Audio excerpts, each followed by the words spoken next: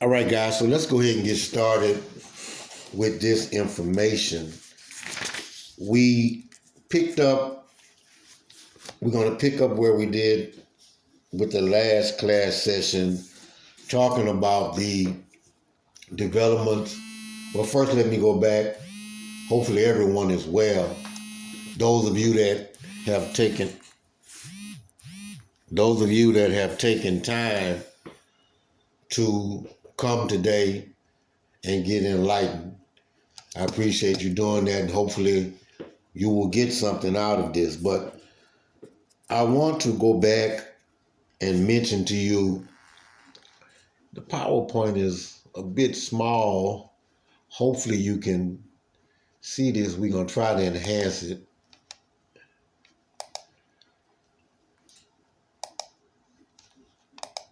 Can you guys see that? See the PowerPoint? Is it too small?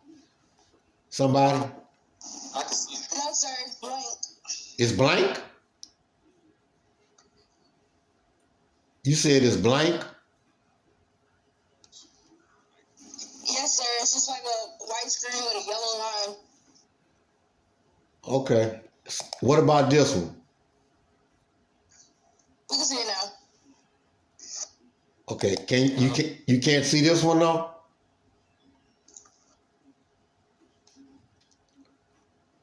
Can anybody see the? I can see it. What does it say? 6 minutes. Okay, we good. We good then. Okay, now that we got that little bit out of the way, let's move forward. Okay, I want to pick back up and talk about a gentleman by the name of Johann Kepler. And first of all, I want to mention that tremendous advances in knowledge emerged in Europe about the natural world. And this took place in the between 1500 and the 1700s. And a majority of these individuals that became involved in natural philosophy, if you will, which is just another word for science. Natural philosophy can also be termed as science, but a majority of these individuals were actually Christian theologians that were attempting to merge logic with some of the traditional values and beliefs of the church. So they tried to find a neutral ground, if you will. And I'm going to list some of these individuals, but I want to first tell you about the next point here that says the law of inertia. And let me kind of explain to you what that means. The law of inertia was an experiment that was formulated using gravity. In this famous experiment, the experiment was used to show uniform force. In this case, that gravity produces a uniform acceleration. So Johann Kepler is the individual that came up with the idea or the experiment of the law of inertia. So basically, I think I mentioned this in the last lecture, that he found that rest was not the actual state of objects, that objects are always moving unless stopped by an external force. I do recall us mentioning that. But let me mention to you also about a gentleman that came about during this era of scientific, and it's somebody that we all should know about, Galileo. Galileo, after hearing about the invention of the telescope, he's synonymous with the telescope. But he didn't actually invent the first telescope, guys. The first telescope was invented in Holland, But actually, after him hearing about the invention of the telescope, he then created one for himself. Okay, so let's get that clear. Galileo was not the originator of the telescope, but he did invent one. And he invented his in the year 1609. So initially, Galileo discovered that the first 4 moons of Jupiter were clearly demonstrated. So he observed with his telescope that Jupiter has 4 moons. Again, we talked about the universe and natural philosophy being these, or the scientific revolution being the study of the workings of the universe, the workings of nature. And we talked about solar systems. We talked about a galaxy, and that soul, S-O-L, the root word of solar alludes to a sun. Okay, and that our sun is not the only sun in the universe. There are millions of suns, if you will, and our sun deals with the Milky Way, which is the solar system that we live in, and solar systems are a part of galaxies. So, and the Earth has a moon, but Jupiter has 4 moons, which was discovered by Galileo. Okay. Moving forward, by the year 1640, the scientific community began to have some rumblings and some become at odds with the religious community. They were at oppositions because the church, if you will, was steadfast with biblical beliefs about the origins of things. Case in point, the creation story that is described in Genesis, Adam and Eve, man being formulated or created from the dust and formed into a living, breathing being. Whereas science was subscribing to the theory of what? Who can answer that for me? What is the theory that is the opposite of the biblical theory? That man what? Anybody? The Big Bang Theory? The Big Bang Theory is it, but that's a good answer, Kennedy. The Big Bang Theory, but I'm looking for another term. Not the Big Bang is one more. Maya, you know? No. Okay, who knows? Kennedy gave it a shot, but who knows what it would be? You have the biblical position on how man and the universe was made, and then you have the theory of what? What is it called? Come on, you guys know that. The theory of evolution. Right, Angela. Thank you, Angela. The theory of evolution that was evolving and saying that man evolved. So science and religion were at odds with each other. Okay. But one of the main ideals was that, well, what forces controls the movements of planets and objects on Earth? Is this a mysterious working of an unseen being controlling and manipulating objects, allowing them to stand still? Or can this be explained through mathematics or some form of logic and reason? Case in point, gravity or the law of gravitation. In Greek mythology, I think I alluded to the fact that Apollo, who is the sun god, in Roman mythology, they believed that Apollo was responsible for the sun rising and setting as he drove his chariot across the sky. It was also believed that Atlas, if you see the emblem of Atlas or the image of Atlas, that Atlas was holding the world up on his back. Are any of you familiar with Atlas or have ever seen a picture of Atlas holding the world? Anybody ever seen that or familiar with that? Yeah. Okay. Yes, Okay, so you know what I'm talking about. So that's mythological beliefs, but some of that still filtered into religion. Religion has a portion or of mythology that has been filtered in. So the challenge was taken up to prove this with Sir Isaac Newton.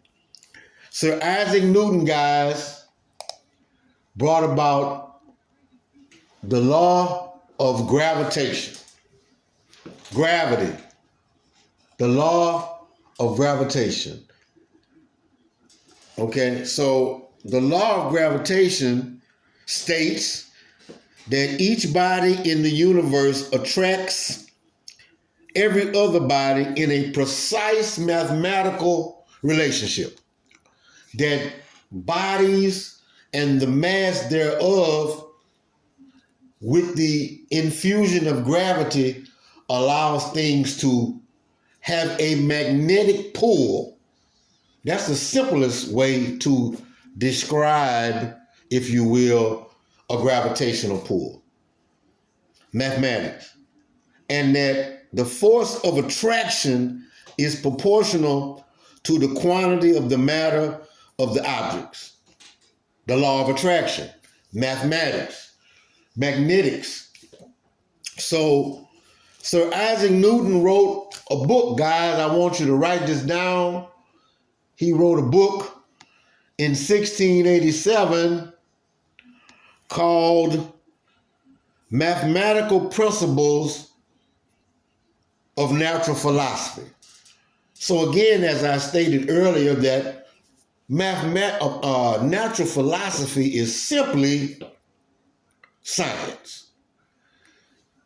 The etymology of science has a connection to natural philosophy. As I said, they are one in the same. Are we clear with the title? The Mathematic Principles of Natural Philosophy is the book that Sir Isaac Newton came up with. And in this text, guys, Newton described that the whole universe is in essence one majestic system working in unison. Matter could be moved on the earth and throughout the heavens according to the same laws. So whatever is going on the physical earth where you and I live, where you and I stand and live our lives, the same laws that the planet and nature and things abide by, so do those same laws exist in the universe. In other words, this is called, write this phrase down, please, the natural order of things. That the whole universe in its entirety is one system with working parts. However, again, the laws that apply everywhere. So gravity is not just on the earth, but gravity is in other places. Now, some planets may have a smaller amount of gravity or may not have gravity to that degree that we have it on Earth, when you see astronauts going out in space, they have the suits on and weighted boots and oxygen because the atmosphere perhaps may be different. But when I say the laws, each solar system has a sun.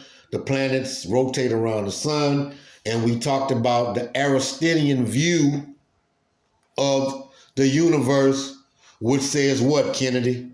What does the Aristotelian view state about the universe? What did they believe early on was the nature of the universe? Kennedy. One second. I'm gonna come back to you. Maya, what was the nature of the Aristotelian universe? I can't hear you. You breaking up. Okay, we having a bad connection. I said, what was the nature of the Aristotelian universe?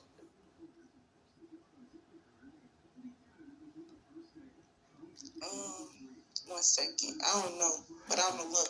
Okay, well, I want somebody that knows. Angela Green. Okay, it was that the universe, Earth was the center of the universe. Didn't they think that? They did think that Earth was the center of the universe, and what else?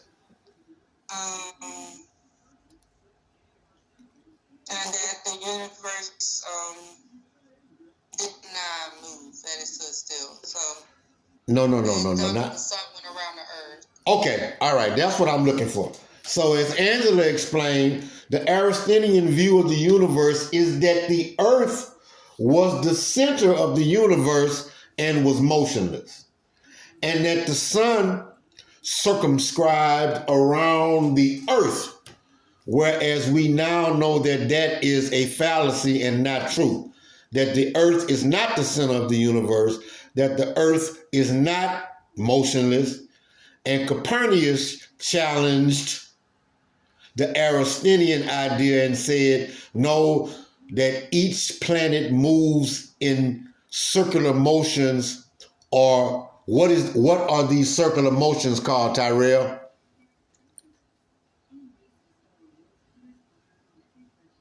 Come on, guys, let's get with it. What are the circular motions called? Orbit. Orbit, thank you. So Copernicus said that the planets make orbits around the sun and that each solar system has its own sun. Okay, so here we have Newton with this law of gravitation. So let me tell you a little bit about Spain, King Philip, and Francis Hernandez. Okay, King Philip and Spain, as we know from previous chapters, Spain, King Philip, the Philippines are named after him. And I said that Spain was a major mover and shaker in colonial expansion. They had a vast army.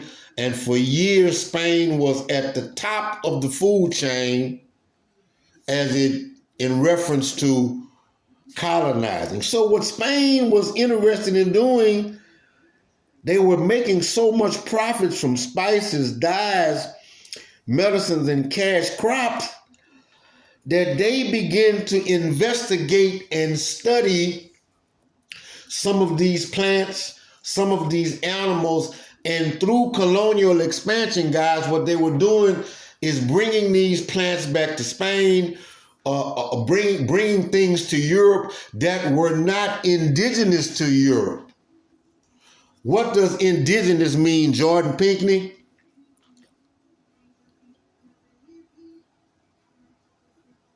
Mr. Pinkney, what does indigenous mean? I guess Mr. Pinkney is not with me this morning. Brianna Huntsberry, what does indigenous mean? Okay, you guys turn your camera on. I need everybody to turn their camera on.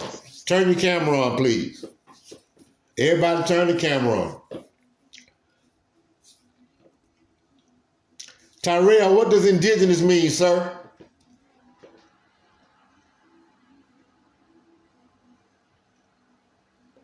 It's a simple question.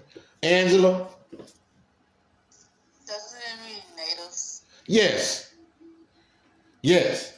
So native or original in origin. So back to the point I was making, King Philip had a personal physician. Write this name down, please. His name was Francisco Hernandez. And Francisco Hernandez, as you can see from the PowerPoint, his name is there with King Philip. That's how you spell it.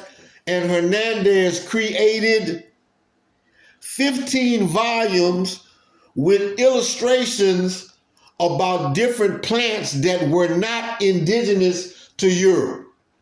This is how you get different animals in different places that may be indigenous to Africa, that may be indigenous to India. Certain animals live in certain places. Polar bears aren't walking around in Louisiana. You just won't see that. Typically, Jordan, where do polar bears live? Where would you find a polar bear? In what type of climate?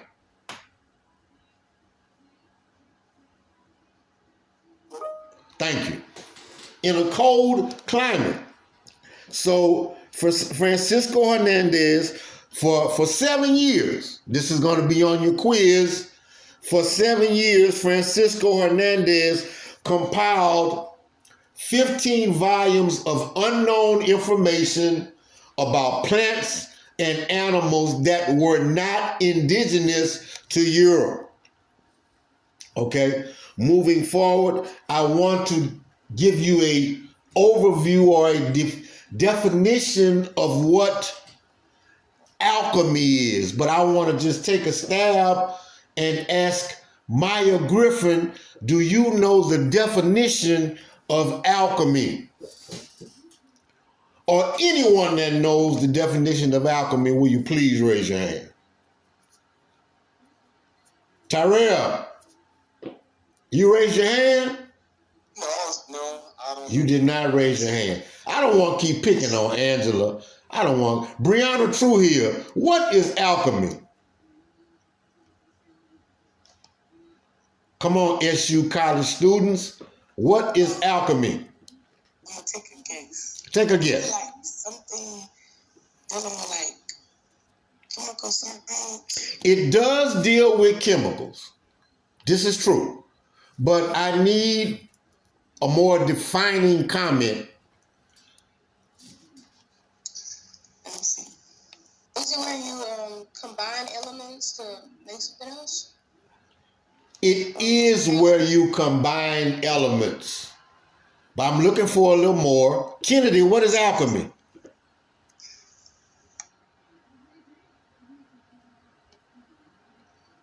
Okay, we wasted. Go ahead. I'm sorry. Go ahead. And combining elements. Okay, but we're missing the key point. Go ahead.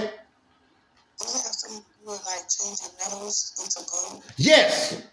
There we go.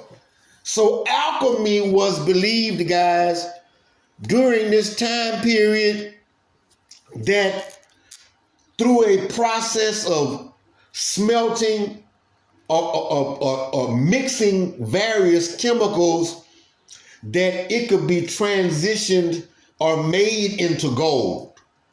This was a belief for a long time. But I'm gonna come back to Angela again. Angela, how is gold made? Where does gold and diamonds come from? Who could tell me how diamonds are made? Go ahead, sweetheart. Huh? Go ahead. Oh, you have broke up. They come from earth.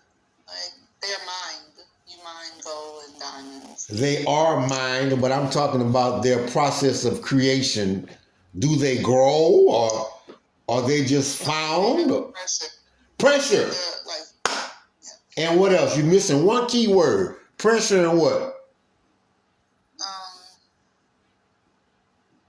Pretty much like how I can't explain. I know what it is. Like how water and stuff go through the rocks and all that. I'm looking for one more word. Tyrell, you know it?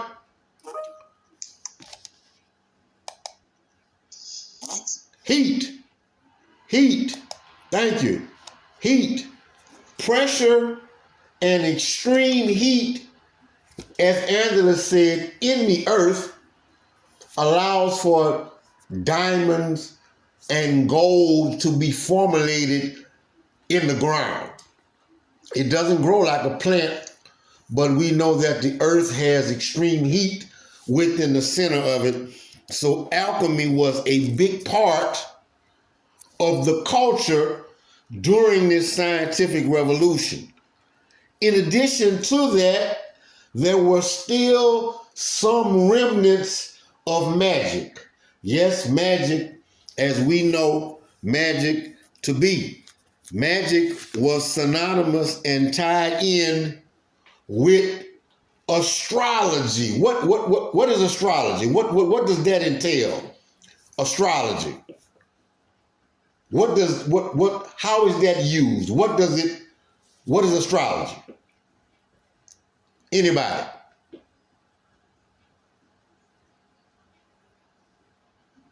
Tyrell, what is astrology?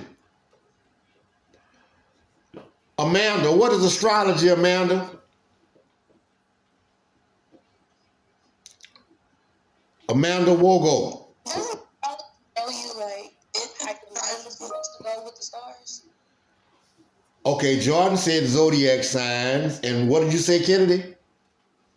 The stars show you how your life's supposed to go. Astrology, that's the stars. Yes, kind of. You talking about the zodiac, but astrology, yes and no. Astrology is the study of the stars, the mapping, the movements of the stars. And yes, there are some that subscribe to the belief that the stars can tell you how your life would be, or what type of tendencies you have based on your zodiac sign. Angela, what sign are you? I'm a Gemini sun, Capricorn moon, Taurus rising. Okay. So I'm assuming that Angela has some knowledge about zodiac and tarot cards and things of that nature. Okay, so I mean, the way you said that allows me to see that you have some knowledge of that. But with these particular zodiac signs, case in point, I'm a Taurus. Angela is a Gemini. Geminis are typically symbolic, the twins, kind of moody, et cetera, et cetera. Then you have earth signs, water signs, and air signs, all these things. And Tauruses have a tendency to be stubborn, smart, loyal, et cetera, et cetera. These are just descriptions that were put in with astrology. Now, let me move it on. Early parishioners of magic understood that magic, and there were certain things that had hidden control over the universe or the natural order. So it is believed that's a middle ground, because hidden control can actually be, Tyrell, something that's unseen, but not in a magical sense. Okay? Not in a magical sense, but case in point, we all breathe oxygen. It's unseen, but it's not magic. We know that gravity exists. It's unseen, but it's not magic. Who could give me a definite? I'm gonna come back to Tyrell. Tyrell, what? You haven't answered anything yet, sir. What would you give me an example of what magic would be? Easy question. Magic, like a magician, like guy playing on cards. Okay, I'll take that. So magic was typically early on, as it relates to science and natural philosophy, that unseen powers operating in the natural order or natural philosophy, or there were those that had the ability to implement these powers, or it was subscribed that it would be God or the devil doing certain things in nature. That makes sense? If you got that? Okay. So, methods of science. Here, please write down the following names. These individuals are synonymous with being great thinkers in science and made astronomical contributions in the scientific realm. As it relates to Europe, now let's not get it twisted. We know for a fact that Imhotep is the father of medicine, but yet you have the European version of Hippocrates, who is considered to be the father of medicine. Thus, you have the Hippocratic Oath, which states what? Doctors take the Hippocratic Oath. Kennedy, what does that mean? Turn your camera on, Kennedy. What is the Hippocratic Oath?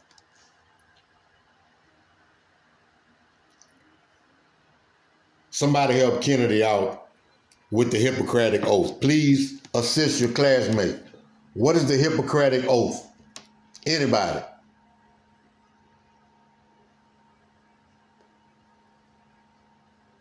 Wow, we just lost in space. The Hippocratic Oath is an oath that the doctors take to do no harm. The Hippocratic Oath is an oath that doctors take to do no harm. So let me give you the contributions of the following individuals.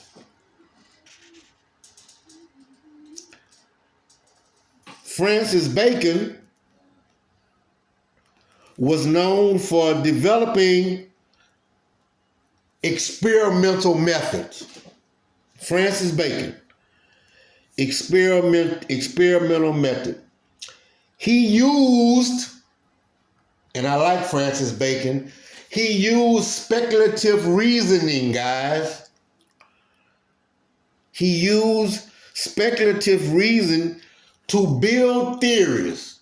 So Francis Bacon, this is definitely going to be on your quiz. All 6 of these people, you will definitely need to know their contributions to natural philosophy or science. So Francis Bacon created an experimental method using speculative reasoning to build general theories.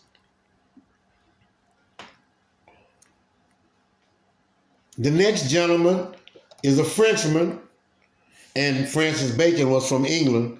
The next gentleman, René Descartes, is a Frenchman.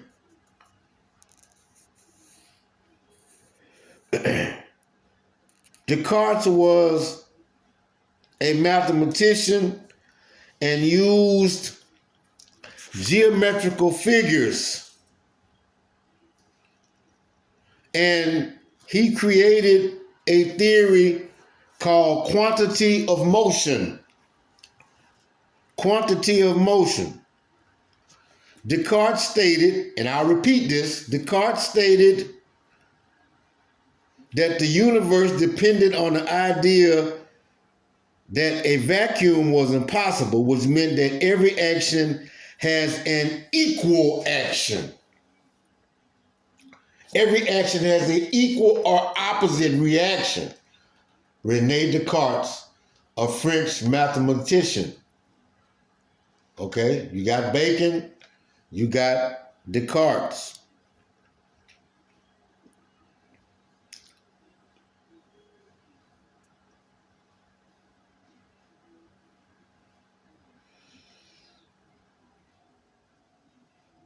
We got that, or do I need to repeat it? We good? You got it, Anthony? You got it, Tyrell? Okay, Kennedy, you got it? One more time. Huh? You can repeat it one more time. Which one? When you talked about every action has. Okay, yeah. I said Rene Descartes said or believed that every action has an equal or opposite reaction. And that the quantity of motion in the universe was constant. I left that out. Add that to the quantity of motion, Angela. That motion is constant. Okay, let me move on to Jalen. Jalen used the cosmos to understand the human body. According to Jalen, the human body consisted of 4 humors, Humors, which already was understood by the ancient Egyptians. The circulation system, surgeries were being conducted. These people were doing embalmings, so they already had mastered the body. But that's not a mute point, but I just still have to reference that always. So let me tell you what Jalen did. Jalen believed that the human body is made up of blood, number 1, phlegm, Phlegm, blood, phlegm, black bile, Bile, and yellow bile. According to Jalen, the body contains 4 humors. And he believed or asserted that an imbalance in these 4 is what causes illness. Illness can be described as a malfunctioning of the body's systems. Okay? A malfunctioning of the body's systems. So that's what Jalen asserted. Next, Paracelsus, he was an alchemist and an early proponent of experimental process, but he addressed the development of chemicals and was a studier of medicine to heal illnesses. So basically, he was like a pharmacist. He studied medicines, the use of medicines. We have to go back to King Philip and his physician that studied these various plants and animals, but within studying these plants and animals, they were also studying the properties or ways these plants could help herbalists. There is a major sway today, the decriminalization of marijuana. We are finding that marijuana is helpful, that marijuana does help with chronic pain, that marijuana does help with cancer patients. It helps with sleeping. It helps with increasing of the appetite and other things that it does. So it's not as frowned upon today as it once was, Tyrell. Okay, so we got Paracelsus. Okay, the next guy, Andreas, you see his name? Andreas was a physician that, hold on one second, guys.